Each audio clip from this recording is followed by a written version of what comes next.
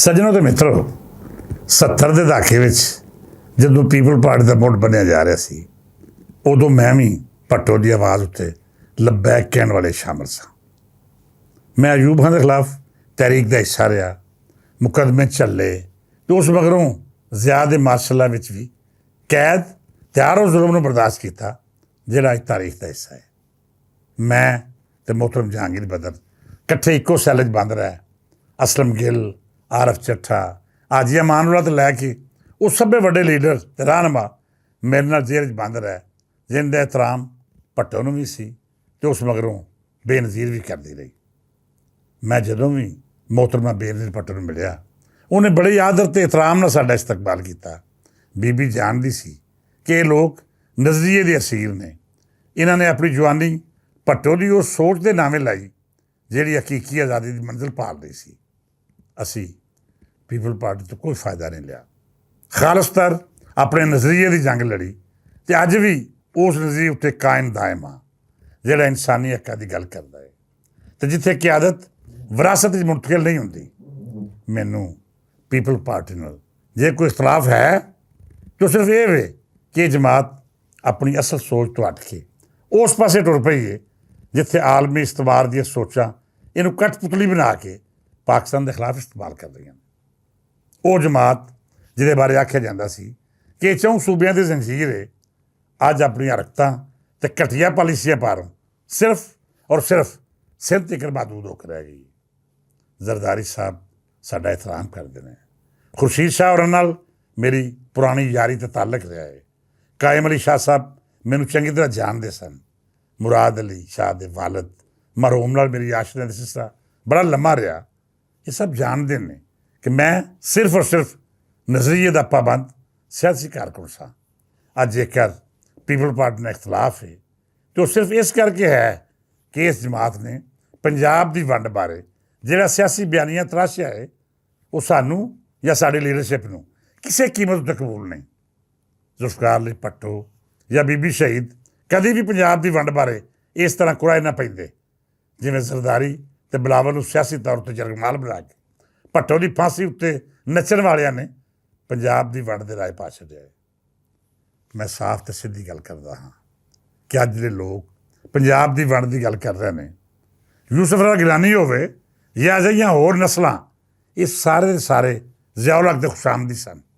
ਯਾਦ ਕਰੋ ਜਦੋਂ ਭੱਟੋ ਨੂੰ ਕੈਦ ਕੀਤਾ ਗਿਆ, ਜਦ ਮੇਰੇ ਜਿਹੇ ਜੈਮਨ ਕਾਰਕੁਨ ਜਿਆਲਿਆਂ ਨੇ ਜੇਲਾਂ ਕੱਢੀਆਂ, ਉਸ ਵੇਲੇ ਇਹ ਲੋਕ ਕਿੱਥੇ ਸਨ ਜਿਹੜਾ ਜ਼ਿਆ ਦੀ ਖੁਦ ਸਾਖਤਾ ਕਾਬੀਨਾ ਵਿੱਚ ਬਹਿ ਕੇ ਜਮਹੂਰੀਅਤ ਦਾ ਜਾਲੀ ਮਾਮਾ ਚਾਚਾ ਬਣਿਆ ਹੋਇਆ ਸੀ। ਹਰ ਉਹ ਬੰਦਾ ਅੱਜ ਤੁਹਾਨੂੰ ਪੰਜਾਬ ਦੀ ਵੰਡ ਦਾ ਨਾਅਰਾ ਲਾਉਂਦਾ ਵਿਖਾਈ ਦੇਵੇਗਾ। ਸੱਜਣ ਪਿਆਰਿਓ, ਮੈਂ ਤੇ ਪੰਜਾਬ ਦੀ ਵੰਡ ਦੇ ਖਿਲਾਫ ਹਰ ਫੋਰਮ ਉੱਤੇ ਆਵਾਜ਼ ਚੁੱਕਾਂਗਾ। ਇਹਦਾ ਮੁੱਲ ਬੇਸ਼ੱਕ ਮੈਨੂੰ ਕਿਸੇ ਵੀ ਕਿਸਮ ਦੇ ਨੁਕਸਾਨ ਦੀ ਸੂਰਤ 'ਤੇ ਤਾਰਨਾ ਪਵੇ ਜਾਂ ਫਿਰ ਨਤੀਜਾ ਕੁਝ ਵੀ ਨਿਕਲੇ, ਮੈਨੂੰ ਕੋਈ ਪੰਜਾਬ ਦੇ ਹੱਕਾਂ ਦੀ ਗੱਲ ਕਰਨ ਤੋਂ ਡੱਕ ਨਹੀਂ ਸਕਦਾ। ਪਿਛਲੇ ਦਿਨੀਂ ਜਦ ਅਸੀਂ ਪੰਜਾਬ ਦੇ ਹਵਾਲੇ ਨਾਲ ਤਹਿਰੀਕ ਸ਼ੁਰੂ ਕੀਤੀ, ਇਸ ਹਿੱਸੇ ਵਿੱਚ ਪੀਪਲਸ ਪਾਰਟੀ ਨੂੰ ਤਨਕੀਦ ਦਾ ਨਿਸ਼ਾਨਾ ਬਣਾਇਆ। ਉਸ ਮਗਰੋਂ ਕਈ ਅਜਿਹੇ ਕੁੱਤੇ ਬਿੱਲੇ ਜਿਨ੍ਹਾਂ ਸਿਆਸੀ ਜਦੋਜਹਿਦ ਦਾ ਸਫ਼ਰ ਬਿਲਕੁਲ ਸਿਫਰ ਹੈ, ਉਹ ਪੁੱਛਦਾ ਚੁੱਕ ਚੁੱਕ ਕੇ ਪੰਜਾਬ ਦਾ ਭੌਂਕਣ ਲੱਗ ਪਿਆ। ਉਹ ਨੌਸਰਬਾਜ਼ ਤੇ ਦਿਹਾੜੀਬਾਜ਼ ਝੂਠਾਂ ਸੋਸ਼ਲ ਮੀਡੀਆ ਉੱਤੇ ਪ੍ਰਾਪੇਗੈਂਡਾ ਕਰ ਰਹੀਆਂ ਨੇ ਜਿਨ੍ਹਾਂ ਦੀ ਆਪਣੀ ਪਹਿਚਾਣ ਦਲਾਲੀ ਤੇ ਨੌਸਰਬਾਜ਼ੀ ਦੇ ਇਲਾਵਾ ਕੁਝ ਵੀ ਨਹੀਂ। ਮੁਲਕੋਂ ਬਾਹਰ ਬਹਿ ਕੇ ਅਜਿਹੀਆਂ ਟੂਬਾਂ ਜਦੋਂ ਪੁੱਛਦਾ ਚੁੱਕ ਚੁੱਕ ਕੇ ਭੌਂਕਦੀਆਂ ਨੇ ਅਤੇ ਉਦੋਂ ਇਹਨਾਂ ਦੀਆਂ ਚੀਕਾਂ ਦੱਸਦੀਆਂ ਨੇ ਕਿ ਮਿਰਚਾਂ ਕਿੱਥੋਂ ਤਿਕਰ ਗਈਆਂ ਨੇ। ਮੈਂ ਹਾਲੇ ਤੱਕ ਬਹੁਤ ਸਾਰੇ ਲੋਕਾਂ ਦਾ ਹਿਆ ਇਸ ਕਰਕੇ ਕਰ ਰਿਹਾ ਹਾਂ ਕਿ ਚਲੋ ਕਿਸੇ ਵੀ ਹਵਾਲੇ ਨਾਲ ਸਹੀ, ਕਿਸੇ ਨਾ ਕਿਸੇ ਸਤਹ ਉੱਤੇ ਅਸੀਂ ਇਕੱਠੇ ਬਹਿ ਕੇ ਗੱਲਬਾਤ ਤਾਂ ਕੀਤੀ ਸੀ, ਕੋਈ ਮਾੜਾ ਮੋਟਾ ਸਫ਼ਰ ਤਾਂ ਤੈਅ ਕੀਤਾ ਸੀ। ਬੇਸ਼ੱਕ ਉਹਦੇ ਵਿੱਚ ਇਹਨਾਂ ਦਾ ਲਾਲਚ ਤੇ ਲੋਭ ਸ਼ਾਮਲ ਸੀ, ਪਰ ਫਿਰ ਵੀ ਸਾਡਾ ਫਰਜ਼ ਬਣਦਾ ਹੈ ਕਿ ਦੋ ਚਾਰ ਪੈਰ ਨਾਲ ਟੁਰਨ ਵਾਲਿਆਂ ਦੀ ਇਸ ਕਰਕੇ ਸ਼ਰਮ ਰੱਖੀਏ ਕਿ ਉਹ ਬੇਸ਼ੱਕ ਪਿਛੋਕੜ ਵੱਲੋਂ ਕੋਰੇ ਹੀ ਹੋਣ, ਉਹਨਾਂ ਦੀ ਨਸਲ ਦਾ ਪਤਾ ਨਹੀਂ। ਕੋਈ ਨਾਈਓ ਚੌਧਰੀ ਬਣਿਆ ਅਤੇ ਕਿਸੇ ਨੇ ਆਪਣੇ ਆਪ ਨੂੰ ਮੁਅੱਜ਼ਜ਼ ਸਾਬਤ ਕਰਨ ਲਈ ਆਪਣਾ ਉਹ ਪਿਛੋਕੜ ਮੰਨਣ ਤੋਂ ਹੀ ਇਨਕਾਰ ਕਰਤਾ ਜਿਹੜਾ ਉਹਦੀ ਸਿਆਲਕੋਟ ਦੇ ਆਲੇ ਦੁਆਲੇ ਵਸਣ ਵਾਲੇ ਪਿੰਡਾਂ 'ਚ ਪਹਿਚਾਣ ਸੀ। ਕੋਈ ਜਨਾਨੀ ਹੋਵੇ ਜਾਂ ਮਰਦ, ਉਹ ਜਿਨਸ ਪਾਰੋਂ ਨਾ ਤਾਂ ਕਾਬਲੇ ਇਹਤਰਾਮ ਹੁੰਦਾ ਹੈ ਅਤੇ ਨਾ ਹੀ ਕਾਬਲੇ ਨਫ਼ਰਤ। ਹਰ ਸ਼ਖਸ ਬਰਾਬਰ ਹੈ, ਬੀਬੀ ਹੋਵੇ ਜਾਂ ਬੰਦਾ, ਉਹਦਾ ਇਹਤਰਾਮ ਉਹਦੇ ਇਮਾਲ ਕਰਾਉਂਦੇ ਨੇ। ਤੇ ਜੇਕਰ ਹੁਣ ਕੋਈ ਮੋਢੇ ਉੱਤੇ ਰੁਮਾਲ ਰੱਖ ਕੇ ਦੱਲਾਗਿਰੀ ਸ਼ੁਰੂ ਕਰ ਦੇਵੇ ਤੇ ਫਿਰ ਆਖੇ ਕਿ ਮੇਰੀ ਜਿਨਸ ਪਾਰੋ, ਮੇਰੀ ਇੱਜ਼ਤ ਕਰੋ। ਜੇ ਕੋਈ ਜਨਾਨੀ ਜੇਬਾਂ ਕੱਟਣੀਆਂ ਸ਼ੁਰੂ ਕਰ ਦੇਵੇ, ਨੌਖੇਜ਼ ਮੁੰਡੇ ਘੇਰਨੇ ਸ਼ੁਰੂ ਕਰ ਦੇਵੇ, ਦੂਜਿਆਂ ਦਾ ਜਿਨਸੀ ਇਸਤਹਿਸਾਲ ਕਰੇ ਤੇ ਨਾਲ ਇਹ ਵੀ ਆਖੇ ਮੈਂ ਤੇ ਜਨਾਨੀ ਹਾਂ, ਮੇਰੇ ਖਿਲਾਫ ਕੋਈ ਗੱਲ ਨਾ ਕਰੇ, ਇਹ ਨਹੀਂ ਹੋਣਾ। ਬੇਸ਼ੱਕ ਕੋਈ ਜਨਾਨੀ ਹੋਵੇ ਜਾਂ ਬੰਦਾ, ਜਿਹੜਾ ਜਿਸ ਕਿਰਦਾਰ ਦਾ ਮਾਲਕ ਹੈ ਉਹਨੂੰ ਉਹੋ ਜਿਹੇ ਚੂਰਨ ਲੱਭੇਗਾ। ਖਾਸ ਤੌਰ 'ਤੇ ਮਾਂਚੈਸਟਰ ਵਿੱਚ ਬੈਠੀ ਇੱਕ ਪੱਤੀ ਜਨਾਨੀ ਜਿਹੜੀ ਆਪਣੇ ਗੰਦੇ ਧੰਦੇ ਤੇ ਬੇਗੈਰਤੀ ਪਰ ਮਸ਼ਹੂਰ ਹੈ, ਜਿਹਨੂੰ ਸਿਰਫ ਔਰ ਸਿਰਫ ਆਪਣੀ ਹਵਸ ਨਾਲ ਗਰਜ਼ ਹੈ, ਜਿਹੜੀ ਨਾ ਰਿਸ਼ਤਿਆਂ ਦਾ ਹਯਾ ਕਰਦੀ ਹੈ ਤੇ ਨਾ ਹੀ ਉਹਨੂੰ ਇੰਨੀ ਸ਼ਰਮ ਹੈ ਕਿ ਉਹ ਕਿਸੇ ਥਾਵੇਂ ਕਿਹੜੀ ਗੱਲ ਕਰਨੀ ਹੈ। ਜੇਕਰ ਉਹ ਭੌਂਕੇਗੀ ਤਾਂ ਫਿਰ ਪੂਛਲ ਬਰੋੜਨ ਵਾਲੇ ਵੀ ਤਿਆਰ ਬੈਠੇ ਨੇ। ਬਿਹਤਰ ਹੈ ਉੜਦੇ ਤੀਰ ਲੈਣ ਤੋਂ ਪਹਿਲੋਂ ਇਹ ਵੇਖ ਲਵੋ ਕਿ ਤੁਹਾਡੀ ਔਕਾਤ ਕੀ ਹੈ। ਕੋਈ ਤੀਰ ਜ਼ਿਆਦਾ ਚੁੱਭ ਗਿਆ ਤੇ ਬਾਅਦ ਵਿੱਚ ਚੀਕਾਂ ਵੀ ਤੁਹਾਡੀਆਂ ਨਿਕਲਦੀਆਂ ਨੇ। ਮੈਂ ਨਹੀਂ ਚਾਹੁੰਦਾ ਕਿ ਅਜਿਹੇ ਕਿਰਦਾਰ ਜਿਹੜੇ ਪੰਜਾਬ ਦੇ ਖਿਲਾਫ ਭੌਂਕ ਕੇ ਉਹਨਾਂ ਲੋਕਾਂ ਨੂੰ ਟਾਰਗੇਟ ਕਰਦੇ ਨੇ ਜਿਨ੍ਹਾਂ ਦੀ ਸਾਰੀ ਹਯਾਤੀ ਪੰਜਾਬੀ ਬੋਲੀ ਤੇ ਇਹਦੀ ਰਹਿਤਲ ਲਈ ਕੰਮ ਕਰਦਿਆਂ ਗੁਜ਼ਰ ਗਈ। ਤੇ ਹੁਣ ਅਸੀਂ ਇਹਨਾਂ ਨੂੰ ਉਹ ਜ਼ੁਬਾਨ ਹੀ ਸਮਝਾਵਾਂਗੇ ਜਿਹੜੀ ਇਹਨੂੰ ਸਮਝ ਆਉਂਦੀ ਹੈ। ਮੈਂ ਤਾਂ ਕਦੀ ਕਿਸੇ ਗਸ਼ਤੀ ਨੂੰ ਵੀ ਗਸ਼ਤੀ ਨਹੀਂ ਆਖਿਆ, ਕੰਜਰ ਨੂੰ ਕੰਜਰ ਵੀ ਨਹੀਂ ਬੋਲਿਆ, ਕਿਸੇ 2 ਨੰਬਰ ਧੰਦਾ ਕਰਨ ਵਾਲੀ ਜਨਾਨੀ ਨੂੰ ਵੀ ਮੰਦਾ ਨਹੀਂ ਆਖਿਆ। ਪਰ ਜੇਕਰ ਕਿਸੇ ਇੱਕੋ ਕਿਰਦਾਰ ਵਿੱਚ ਇਹ ਸਾਰੇ ਕਰਤੂਤ ਮੌਜੂਦ ਹੋਣ ਤੇ ਉਹ ਪੰਜਾਬ ਉੱਤੇ ਭੌਂਕੇ ਵੀ, ਪੰਜਾਬੀ ਕਿਆਦਤ ਬਾਰੇ ਮੰਦਾ ਬੋਲੇ, ਤੇ ਫਿਰ ਮੈਂ ਉਹਨੂੰ ਹਰਗਿਜ਼ ਮਾਫ ਨਹੀਂ ਕਰਾਂਗਾ। ਥੋੜ੍ਹੇ ਨੂੰ ਬਹੁਤਾ ਸਮਝੋ, ਤੇ ਜੇ ਸਮਝ ਨਾ ਆਵੇ ਤਾਂ ਫਿਰ ਸੱਤ ਪੂਦਨਾ ਗਲਾਓ ਤੇ ਤਾਰੇ ਮੇਰੇ ਦੇ ਤੇਲ ਨਾਲ ਸਮਝਾਉਣ ਦਾ ਆਪਸ਼ਨ ਵੀ ਮੌਜੂਦ ਹੈ।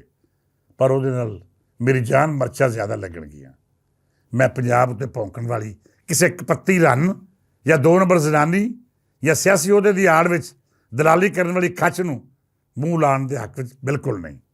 ਉਹ ਬਾਜ਼ ਆ ਜਾਏ ਜੇਕਰ ਉਹਨੇ ਇਲਿਆਸ ਘੁੰਮਣ, ਨਜ਼ੀਰ ਘੋਟ, ਸ਼ਹਜ਼ਾਦ ਨਾਸਰ ਜਾਂ ਕਿਸੇ ਵੀ ਪੰਜਾਬੀ ਕਾਇਦ ਬਾਰੇ ਆਪਣੀ ਗੰਦੀ ਜ਼ੁਬਾਨ ਨਾਲ ਮਜ਼ੀਦ ਕੋਈ ਬਕਵਾਸ ਕੀਤੀ ਤਾਂ ਫਿਰ ਮੇਥੋਂ ਬੁਰਾ ਕੋਈ ਹੋਰ ਨਹੀਂ ਹੋਵੇਗਾ। ਤੇ ਫਿਰ ਅਸੀਂ ਇਹ ਤਮੀਜ਼ ਵੀ ਭੁੱਲ ਜਾਵਾਂਗੇ ਕਿ ਕੌਣ ਮਰਦ ਦੇ ਤੇ ਕਿਹੜਾ ਜ਼ਨਾਨੀ ਦੇ ਰੂਪ ਵਿੱਚ ਸ਼ੈਤਾਨੀ ਬੋਲ ਕੇ ਆਪਣੇ ਅੰਦਰ ਦੇ ਗਟਰਨੁਮਾ ਗਲਾਜ਼ਤ ਨੂੰ ਮੂੰਹ ਕੱਢ ਜਾਏ।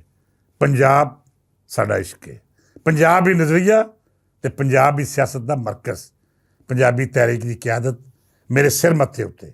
ਜਿਹੜਾ ਪੰਜਾਬ ਜਾਂ ਮੇਰੇ ਦੇਸ਼ ਦੇ ਖਿਲਾਫ ਗੱਲ ਕਰੇਗਾ ਮੈਂ ਉਹਦੀ ਜ਼ੁਬਾਨ ਖਿੱਚ ਲਵਾਂਗਾ। ਜਿਹੜਾ ਪੰਜਾਬੀ ਤਹਿਰੀਕ ਦੇ ਖਿਲਾਫ ਭੌਂਕੇਗਾ ਉਹਨੂੰ ਕੋਈ ਮਾਫੀ ਨਹੀਂ ਦਿਆਂਗੇ। ਕੋਈ ਲੋਟਾ ਸਿਆਸਤਦਾਨ ਹੋਵੇ ਜਾਂ ਕਪੱਤੀ ਖੱਚ ਰੰਨ, ਮੇਰੇ ਲਈ ਉਨੀ ਦੇਰ ਤੱਕ ਕਾਬਲੇ ਇਤਰਾਮ ਹੈ ਜਦ ਤੱਕ ਉਹ ਆਪਣੀ ਦੂਰ ਹੀ ਰਹੇਗੀ। ਜੇਕਰ ਆਪਣੀ ਹੱਥੋਂ ਬਾਹਰ ਨਿਕਲੀ, ਪੰਜਾਬ ਉੱਤੇ ਭੌਂਕ ਕੇ ਸਮਝ ਲਿਆ ਕਿ ਉਹਦੀ ਪੋਸ਼ਣ ਉੱਤੇ ਮੋਰ ਦਾ ਟਿੱਕਾ ਲੱਗਾ ਉਗਾਵੇਗਾ, ਤਾਂ ਫਿਰ ਮੈਂ ਉਹਨੂੰ ਚੰਗੀ ਤਰ੍ਹਾਂ ਸਮਝਾ ਲਵਾਂਗਾ ਕਿ ਇਸ ਟਿੱਕੇ ਹੀ ਥਾਵੇਂ ਲਿੱਤਰ ਵੀ ਬੜੇ ਹੋਣੇ ਨੇ।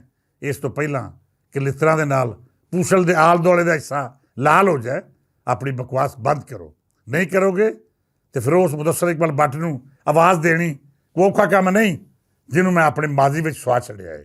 ਮੈਂ ਨਹੀਂ ਚਾਹੁੰਦਾ ਕਿ ਇੱਕ ਵਾਰੀ ਫੇਰ ਉਹ ਜਾਗੇ ਤੇ ਉਸੇ ਤਰ੍ਹਾਂ ਇਹਨਾਂ ਬਿਜੂਆਂ ਦਾ ਇਲਾਜ ਕਰੇ ਜਿਹੜੇ ਉਹਦੇ ਚੁੱਪ ਕਰ ਜਾਣ ਨਾਲ ਆਪਣੀ ਨਸਲ ਵਧਾ ਰਹੇ ਨੇ।